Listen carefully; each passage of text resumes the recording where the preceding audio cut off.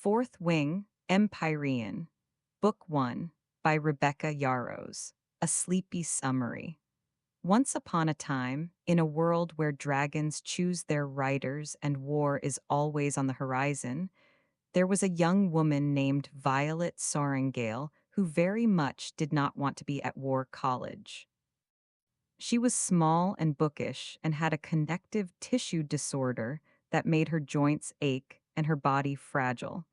And all she had ever wanted was to spend her life among the scrolls and candles of the scribe quadrant, copying histories and staying quietly, safely out of the way of anything with claws or fire. She had soft hands made for turning pages, not calloused ones made for gripping weapons, and she had absolutely zero desire to stand on a parapet and stare down a dragon the size of a small building while pretending she was brave. The thing was, though, that Violet's mother was General Lilith Sorrengail, one of the most powerful and decorated military commanders in the history of Navarre, and General Lilith Sorrengail had decided, after the death of Violet's older brother Brennan, that her youngest daughter was going to the Riders' Quadrant, and that was the end of the discussion. There was no room in the Sorrengail household for softness, not anymore, and certainly not for Violet's quiet dreams of ink and lamplight. So Violet packed up her fragile body, her stubborn heart, and her considerable brain, and she went. Basgiath War College sits on the edge of a cliff, quite literally, and the first thing every new writer candidate must do is cross the parapet, a narrow stone walkway above a fatal drop, while the dragons on the other side watch with ancient, unreadable eyes. People die on the parapet. People die on the first day and the second day and on many days after that. The Writer's Quadrant is not a school in any gentle sense of the word. It is a culling. It is a place that takes young people and either forges them into something extraordinary or kills them in the attempt, and there is very little ceremony about which outcome you receive. Violet knows all of this. She has grown up with a mother who treats death as an administrative matter, a sister named Myra who is already a writer and who loves Violet desperately and feared for her every second, and a dead brother who used to be her favorite person in the world. She walks onto the parapet on shaking legs and she does not fall, which is the first small miracle of the story, though it is quickly followed by someone attempting to shove her off, which is rather more dramatic than a first day should be. The person who tries to push her is Amber Mavis, who is mean in that particular way that pretty, powerful people sometimes are, and Violet survives the encounter through a combination of luck and the fact that a boy named Xaden Riorson catches her before she goes over the edge. This would be touching, except that Xaden Riorson is the person Violet least wants to be indebted to in the entire world. He is tall and dark and carved from what appears to be a single piece of cold arrogance, with silver-streaked black hair and marks on his skin called rebellion relics, marks that every child of a rebel leader is forced to wear, marks that say his father tried to overthrow the kingdom and died for it. Xaden's father led the rebellion that killed Violet's brother Brennan. Xaden is, in every possible way, the enemy, and yet here he is, holding her arm above a fatal drop, looking at her like she is a mildly interesting problem he hasn't decided whether to solve or discard. Violet is furious and grateful, and absolutely does not think about how warm his hand is, because that would be absurd. Life in the Writer's Quadrant is brutal in the most organized possible way. There are classes, history, tactics, battle strategy, signet powers, and there is physical training that leaves Violet's already difficult body screaming at her every morning, and there are combat exercises designed to teach students how to fight and also, somewhat less officially, to let them kill each other if they feel strongly about it. The instructors are not warm people. The War College does not operate on the principle that students are precious. Students are potential writers, which means they are potential weapons, and weapons do not need coddling. Violet has Dane Edos as her wing leader, her childhood best friend who grew up alongside the Sorrengail siblings, and who looks at Violet with a mixture of desperate protectiveness and barely concealed terror. Dane loves Violet in the way that people love things they consider their responsibility, earnestly and somewhat smotheringly, and he has a signet ability to read memories from objects, which is useful tactically, and also means he is occasionally too aware of things he'd rather not know. Violet is fond of Dane. She trusts Dane. She will later discover that trust is a more complicated thing than she thought, but that comes later, and we are telling this gently and in order. The friends Violet collects along the way are some of the best parts of the story.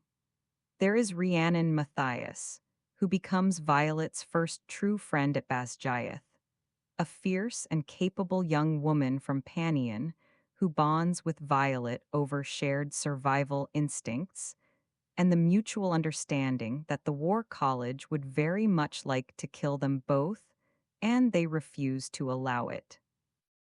Rhiannon is exactly the kind of friend who will hold your hand when you're terrified and also shove you toward the thing you're afraid of because she knows you need to do it anyway.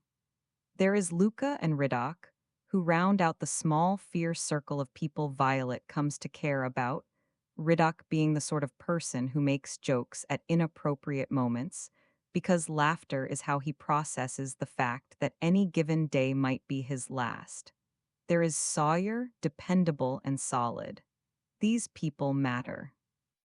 When the story gets dark, and it does get dark, they are the warmth at the center of it.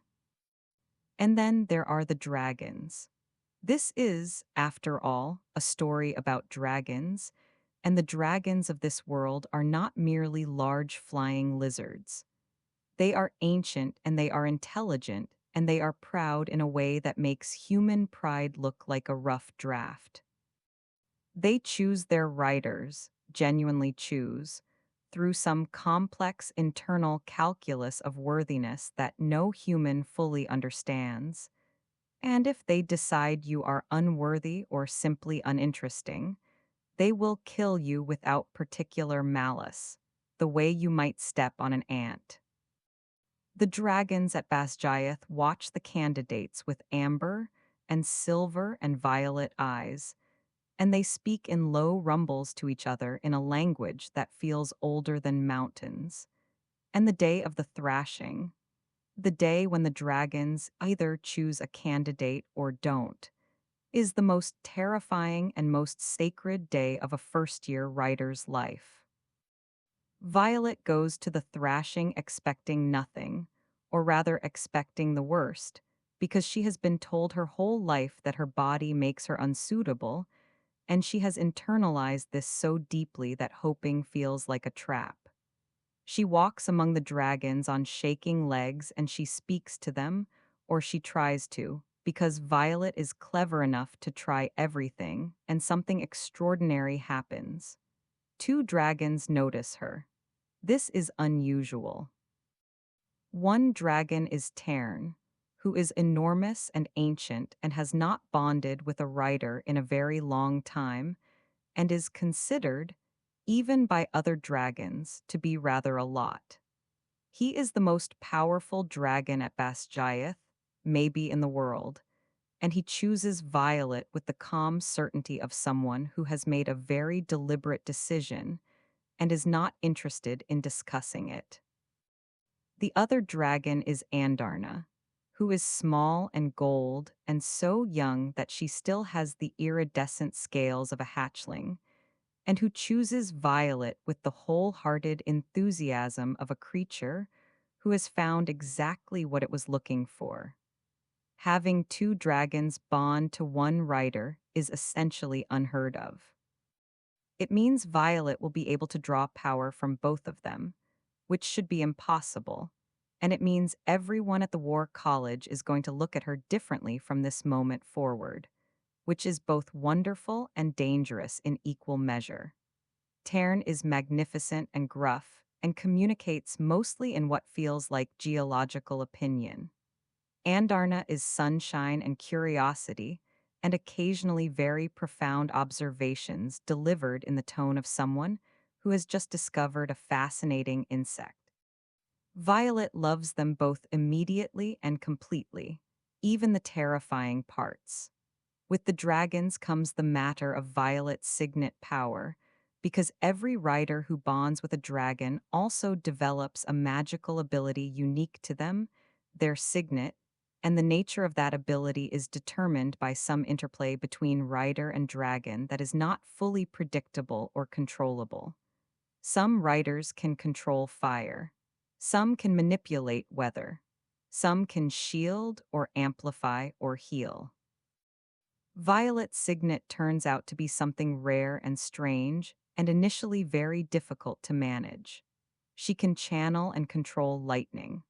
Not just call it from the sky, but hold it, shape it, send it with precision, and in a world where lightning is one of the few things that can reliably kill a dragon, because dragons, for all their armor, are vulnerable to electricity. This makes Violet both extraordinarily powerful and extremely unsettling to the people around her. Lightning is not a gentle power. It does not lend itself to half measures. It is all or nothing, and learning to use it without killing herself or the people she cares about becomes one of the central anxious undertakings of her first year. Meanwhile, Xaden Riorson continues to be a problem in the most inconvenient possible sense. He is the wingleader of the Fourth Wing, which is where the rebellion relic-marked students are placed, and he is as infuriating up close as he was at a distance, possibly more so. He is competent in the way that people are competent when competence has been the difference between living and dying since they were very young. He is dangerous. He is also, and Violet resents this information deeply, not the simple villain she had categorized him as. He has reasons for things. He protects the students under him with a ferocity that is more honest than his carefully arranged coldness.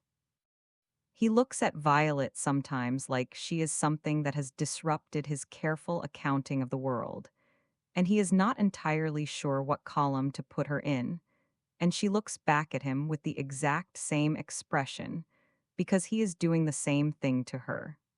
They are, against all good judgment on both their parts, becoming something to each other, and the becoming is slow and reluctant and occasionally expressed as argument because neither of them is particularly good at vulnerability.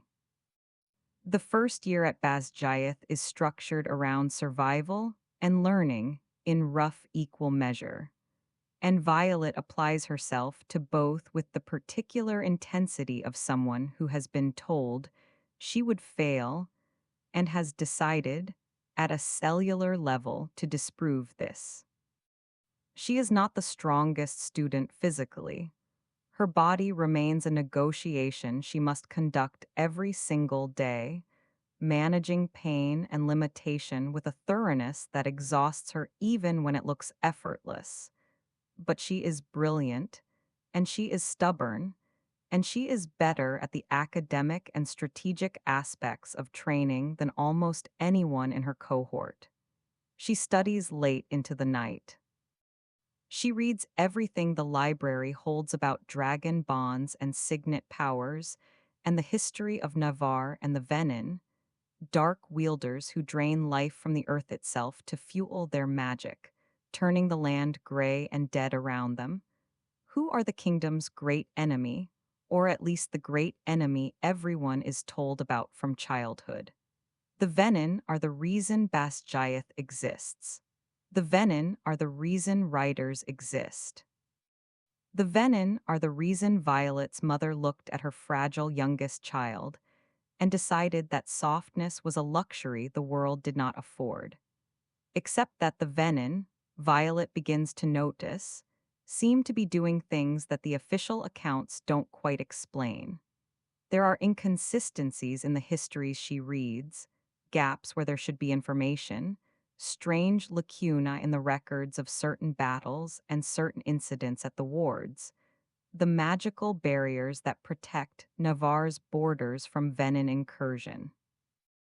And there are students disappearing, not dying in the dramatic and official ways that the War College accepts as normal attrition, but vanishing quietly. And the official explanations feel thin in the way that official explanations sometimes do when they are covering something much larger and more troubling. Violet, who grew up among scrolls and has a scribe's eye for what is missing from a document, notices these gaps. She begins pulling at threads.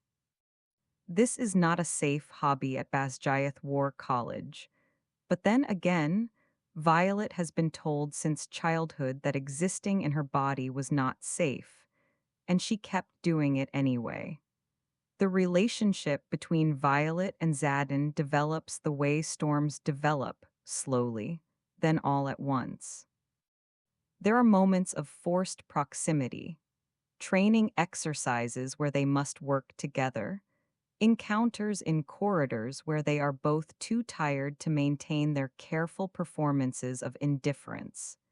The shared knowledge of Tairn's bond with Xaden's dragon Esquil that creates a connection between Violet and Xaden, whether they want one or not. Tairn and Esquil are mated dragons, which means that when Violet bonded with Tairn, she became entangled with Esquil's rider, whether anyone consulted her on the matter or not.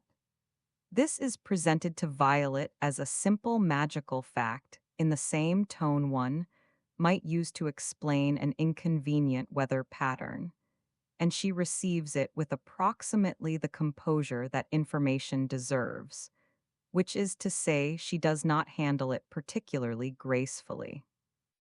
Xaden handles it with his customary locked-down stillness, which is its own kind of revealing because people who are truly unbothered don't need to perform unbothered quite so carefully. There are conversations between them that start as arguments and end as something else. There are moments when Xaden helps Violet, not because he is required to, not because there is obvious tactical advantage, but because something in him responds to her in a way he hasn't figured out how to dismantle. There is a particular night when Violet is practicing with her lightning in the training grounds, and it is going badly, which is a polite way of saying it is going in the direction of catastrophically. And Xaden appears and does not offer easy comfort, but instead offers his presence, which is quietly the more useful thing. Violet begins, against her better judgment, and in full knowledge of all the historical reasons, this is a terrible idea to trust him. Not completely, not without reservation, but genuinely, in the specific way that trust grows when someone shows you who they are at inconvenient moments, rather than performed ones. The social architecture of the writer's quadrant has its own brutal logic. Students are organized into wings and squads, and the relationships within those structures are the difference between living and dying in the exercises and eventual battles to come. There are students who are cruel, students who are calculating, students who are simply trying to survive. Jack Barlow is one of the cruel ones, a first year with a signet power, and a particular animosity toward Violet that reads as contempt for her physical fragility, but has something uglier underneath it, the specific rage of someone who resents that she refuses to perform the weakness he has decided she should have. He tries to hurt her more than once. She survives this because she has Tern and because she has learned, very quickly, that the War College teaches you to kill things or be killed by them, and there is no third option she is willing to accept. Liam Mary is assigned as Violet's shadow, a personal guard set by Xaden, who has decided that Violet's survival is something he is going to ensure whether she wants the help or not. Liam is warm and steady in the way of people who have decided that kindness is a discipline rather than a mood, and he and Violet develop an easy friendship built on shared training hours and the specific intimacy of someone watching your back every day. He is the rebellion relic marked student who feels most like a normal person to Violet, most accessible, most uncomplicated in his basic goodness, and she is fond of him in the clean and uncomplicated way that is possible before the story gets to the parts that are not clean. The wards are failing. This is the secret that lives at the center of the book's second half. The terrible truth that the War College's leadership knows and is not sharing with the students. The thing that explains the gaps in the histories and the strange incidents at the borders, and the way certain senior writers look at each other with a particular weighted knowledge in their eyes. The wards that protect Navarre from the venom are held in place by a network of wardstone obelisks located throughout the kingdom, anchored to the land, maintained by the combined power of the riders and their dragons. And the stones are cracking. One by one, quietly, in ways that are being hidden from the public and from most of the military, the wards are degrading, and the venom who press against them from outside are gaining. The kingdom is more vulnerable than anyone is being told, and the people who know are making decisions about who gets to know and who doesn't that will have consequences rippling through everything. Violet discovers pieces of this truth gradually, the way you discover a fracture in stone, first a hairline crack, then another, then the sudden understanding that the whole structure has been compromised. She finds it in the missing records. She finds it in conversations she is not supposed to overhear. She finds it in the behavior of the leadership, the specific way General Lilith Sorrengail, her mother, conducts herself, the particular weight her mother carries that Violet used to read as coldness, but begins to reread as something more complicated. Her mother knows. Her mother has always known. Her mother has been part of the machinery of this secret, and understanding this does not make Violet love her mother less exactly, but it rearranges the shape of that love considerably. Xaden's secret is adjacent to this larger secret, though the way the two connect takes time to become clear. The rebellion relic marked students, the children of those who rose against the crown 6 years ago, are at Basgiath not purely as punishment for their parents' choices, though it is partly that. They are there because their parents discovered something about the wards and the venom and the choices the Crown and the War College leadership have been making, and they objected to those choices loudly enough to be called traitors. The rebellion was, at its heart, a protest against a lie.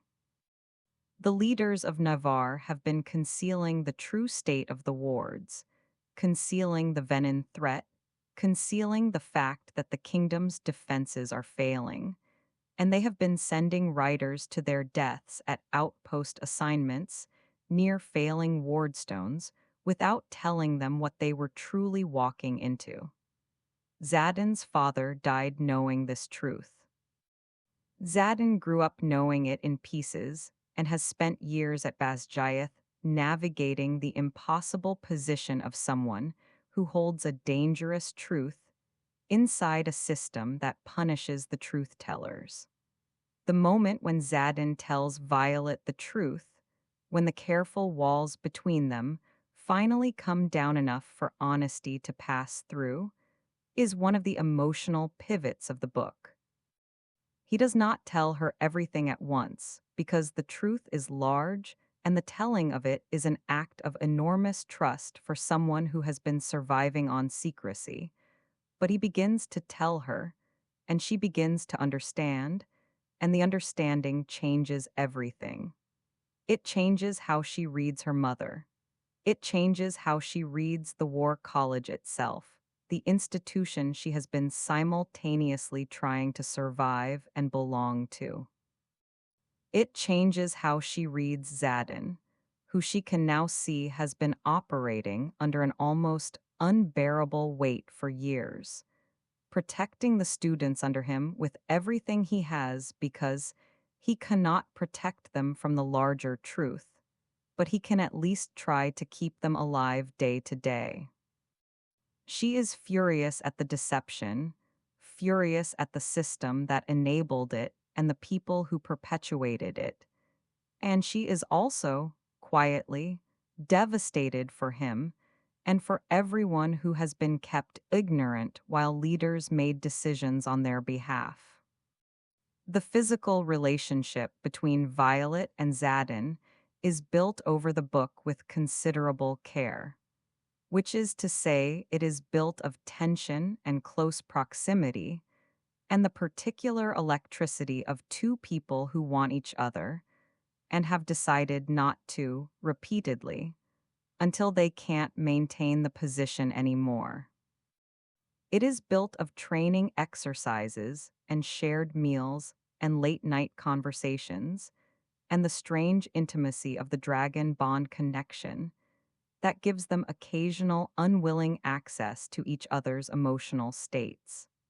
It is built of Xaden looking at Violet like she is something he wasn't expecting and doesn't know what to do with, and Violet looking back with the specific exasperation of someone who wishes she were less aware of exactly how someone is looking at her. When things between them finally shift, and they do shift because of course they do, because the story has been building to this with the inevitability of weather, it happens in the way that things happen between people who have been resisting each other, completely. What Violet finds in Xaden, beyond the attraction and the tension and the history between their families, is someone who treats her like she is capable. This sounds simple. It is not simple. Her whole life, Violet has been treated as fragile, as the thing that might break, as the soft one, as the liability. Her mother's version of belief in Violet was expressed through relentless pressure and the withholding of gentleness. Dane's version of caring for Violet expresses itself as control, as an impulse to shield her from things she has every right to know and to face. Xaden looks at Violet and sees someone dangerous, someone worth taking seriously, someone whose intelligence and power and stubborn refusal to concede the field are not problems to be managed, but are the actual substance of who she is. This is intoxicating in a way that has nothing to do with his face, though his face is also mentioned several times as not being a hardship. The War College moves through its academic year with a series of escalating challenges and crises that test everyone in different ways. There are challenges, formal combat assessments where students fight each other or are put against situations designed to kill them. And there are covert missions that the more senior students and their wing leaders undertake. And there is the constant low hum of danger that is simply the texture of daily life at Basgiath. Violet flies Tern for the first time with the specific terror and joy of someone who has been told she would never do such a thing, who spent years assuming this experience was for other people, and it is everything. Flying is the book's recurring image of freedom, of becoming something other than what everyone expected, of the body that has always been a limitation, suddenly being part of something that moves faster than thought through empty sky. Andarna is too young to carry a rider yet, but she and Violet develop their bond in other ways, through conversation, through the gold dragon's enormous and occasionally bewildering emotional range, through the growing sense that Andarna chose Violet for reasons that are more complex than anyone yet understands. There is a particular sequence in the book involving a mission outside the War College's walls, a foray into the territory where the wards are weakest, and the Venon's influence is most visible in the gray dead earth they leave behind. Seeing the graying land in person, rather than in historical accounts, is different for Violet in the way that all truths are different when they become physical. This is what is actually at stake. This is what the leaders of Navarre are failing to protect. This is the thing that every rider is supposedly being trained to fight, and the scale of it is larger than any classroom account had prepared her for. She comes back from that mission with a different kind of certainty in her, not less afraid, but afraid of the right things and committed to the right responses to that fear. Dane Edos, Violet's childhood friend and wing leader, occupies a painful and complicated space in the story.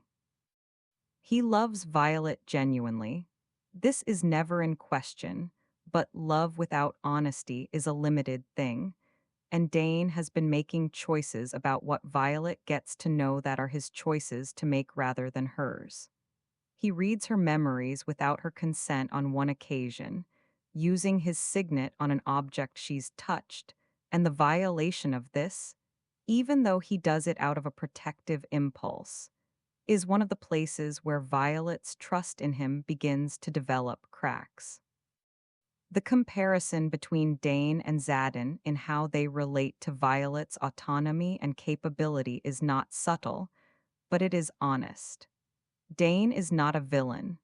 He is someone who loves carelessly, who confuses protection with control, who has let his fear for Violet translate into decisions that remove her agency.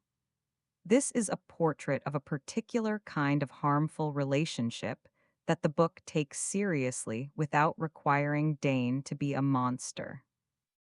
There is a moment where Violet discovers that Dane has been intercepting information that would have helped her, that she needed, and passing it up the chain of command rather than sharing it with her, because he decided on her behalf that it was better for her not to know. This is a small act, but it lands with great weight, because it is so clearly about control dressed in the clothes of care, and Violet has spent a whole book learning to distinguish between those two things. She does not stop caring about Dane. She does not erase the history between them. But she sees him clearly in a way she hadn't before, and the seeing changes things between them in ways that cannot be entirely undone. Andarna's secret emerges gradually, the way all the best secrets in this book emerge, through accumulation, through small details that suddenly resolve into a larger picture. She is not simply a young dragon who bonded unusually early. She is a member of a dragon species thought to be extinct, the eelkin, whose particular ability involves the manipulation of time, not large, dramatic time travel, but the capacity to pause a moment, to hold a second still, which in combat is the difference between living and dying. The revelation of what Andarna is explains some of the strangeness of Violet's bond with two dragons, and it opens questions about why Andarna chose this moment, why she chose Violet, and what it means that an extinct species has returned now, when the wards are failing and the Venon are pressing harder against Navarre's borders. The answers to these questions extend beyond this book, into the ones that follow, but the questions themselves are present here, hovering at the edges of what is known. Tern, who is ancient enough to have context the characters lack, communicates with Violet in the clipped and dignified manner of someone who has survived long enough to know that most things people find urgent are not actually urgent, but who takes the genuinely serious things with appropriate gravity. He is protective of Violet in the way that a very large and very old creature is protective of something small that has nonetheless proved itself. Not with tenderness, exactly, but with commitment. When Violet is in real danger, Tern is terrifying, and the terrifying is on her behalf, and this matters to her more than she knows how to say. The dragon bonds in this book are one of its most emotionally resonant elements.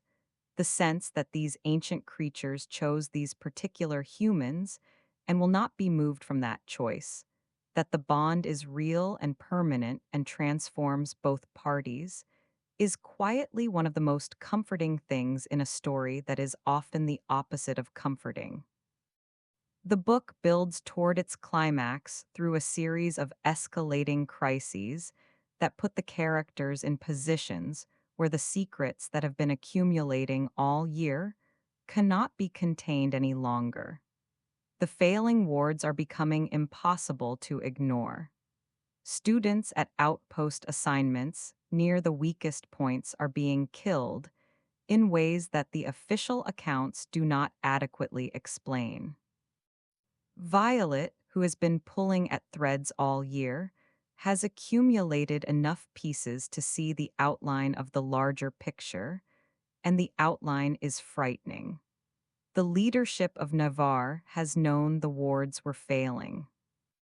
They have been covering this up to prevent panic and to maintain the political and military status quo, and the cost of this concealment has been the lives of writers sent to assignments they could not have survived, even if they had been the best writers in the history of the program. Violet's brother Brennan died at one of those assignments. He died because the people who sent him knew the wards were compromised and sent him anyway. This is not a revelation that arrives all at once. It arrives the way terrible truths arrive, incrementally, with each new piece making the last piece make a new kind of terrible sense, until you are standing in the full weight of something you cannot unknow. Violet processes it with the efficiency and contained devastation of someone who learned very young to keep functioning even when things are falling apart. And she processes it alongside Xaden, who has known longer than she has, who has been carrying this particular grief and fury for years, and whose face, when she finally puts all the pieces together, is one of the book's quiet heartbreaks. The look of someone who has been alone with a terrible truth and is now, at last, not alone with it anymore. Violet's mother, General Lilith Sorrengail, is one of the most complex characters in the book precisely because she is not written as simply a villain. She is someone who has made choices, hard, terrible, strategic choices, in service of what she believes is the greater good, and the belief is genuine even when the choices are monstrous. She sent Violet to the writer's quadrant knowing it might kill her because she believed Violet's power, if she survived, was necessary for what was coming. She has known about the wards. She has been part of the machinery of concealment. She loves Violet, probably, in whatever way a woman who has organized her entire emotional life around duty and sacrifice is capable of love, but her love has never been allowed to take priority over her calculations. Violet spends the book trying to understand her mother, and by the end she understands her better, which is not the same as forgiving her, and is not the same as not forgiving her either. The understanding is simply larger now, and more painful because of its size.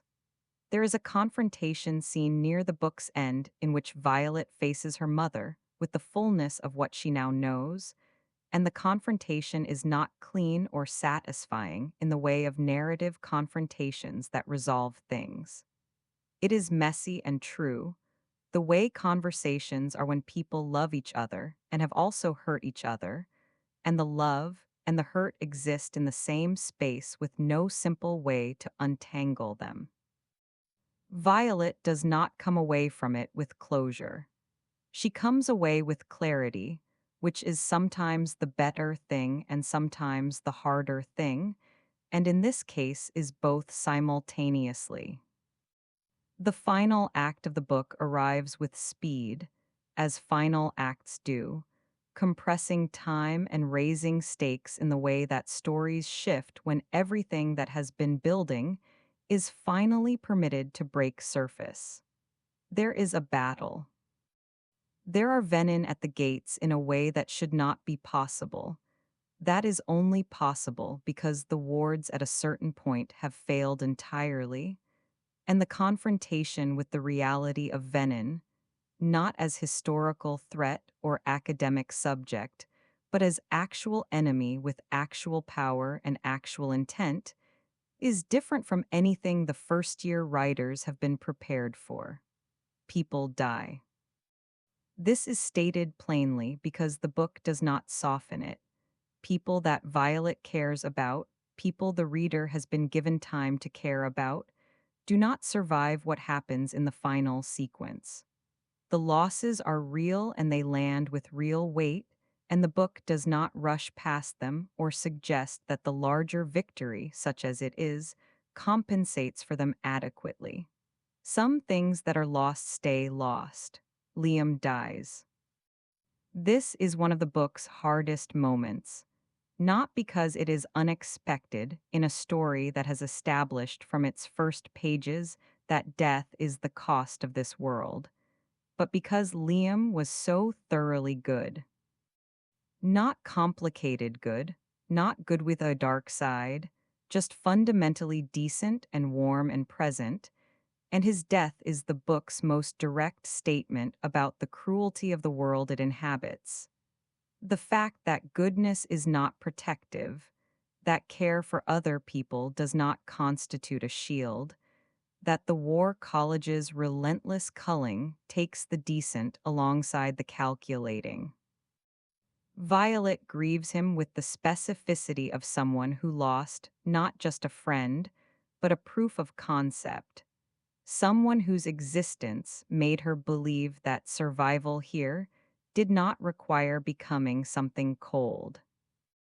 Violet's lightning comes into its full power during the battle in a way that is both triumphant and frightening. Triumphant because she has been learning to control it all year, and here it does what it is meant to do. And frightening because of what it costs her and what it reveals about the scale of what she carries. She is extraordinary and she is exhausted, and she is alive at the end of it, which is the most important thing, and also feels insufficient given what the survival cost. Tairn is present through all of it in the way that Tairn is always present, vast and ancient and committed, the bedrock beneath everything.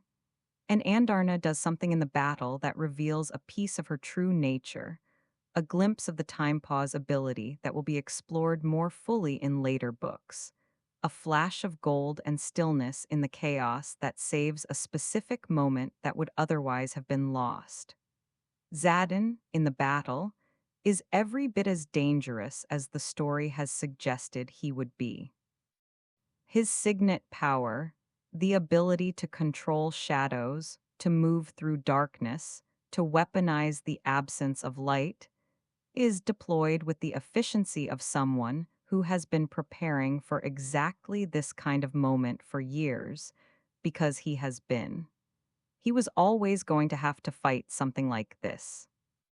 He knew it, and he has been getting ready for it, and watching him be ready is one of those moments where a character's earlier preparation reveals itself as the specific kind of love story that competence is, when the competence is in service of protecting people you have decided matter to you.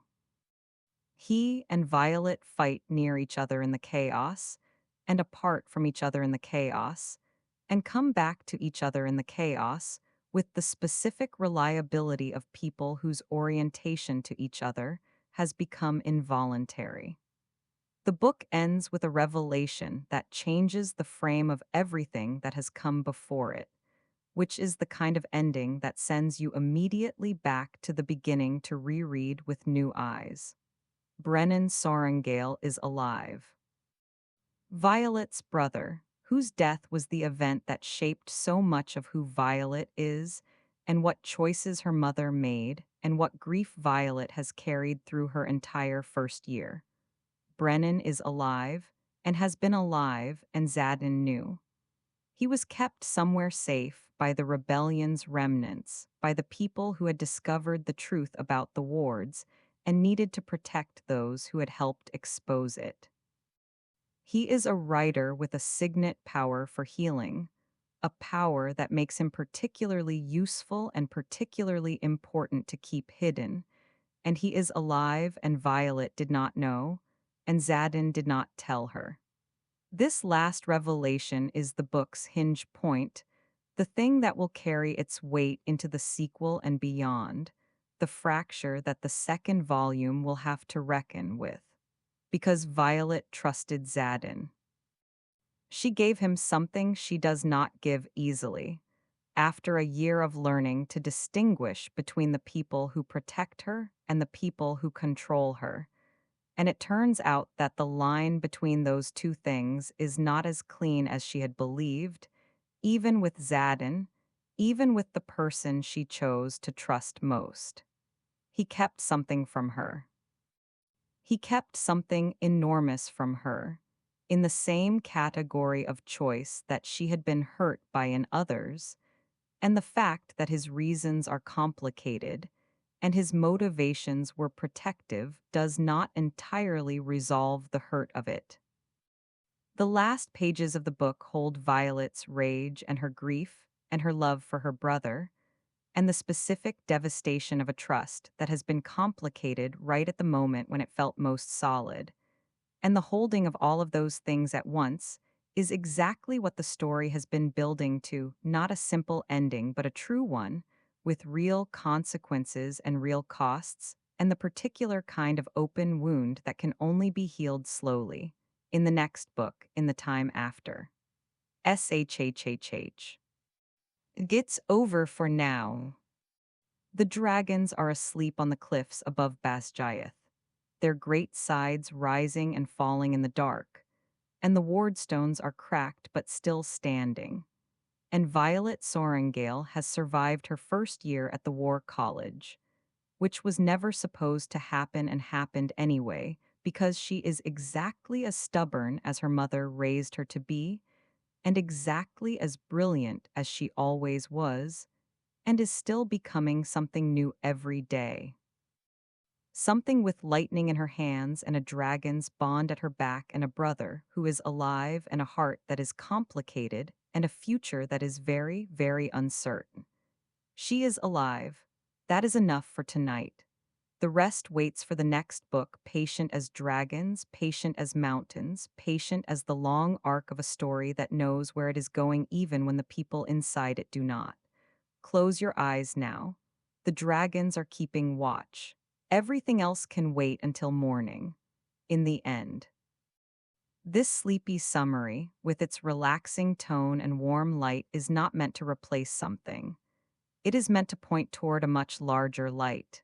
It is offered with care, and with the genuine hope that something in tonight's listening finds its way into you as an invitation. The whole book is waiting. The real depth lives there, in every word they chose and every story they told and every quiet idea they let breathe across a full page. Let this be the beginning of something you carry forward in the light of an ordinary tomorrow, and if this lamp has helped you in some way, a like keeps it burning for someone else who might need it too.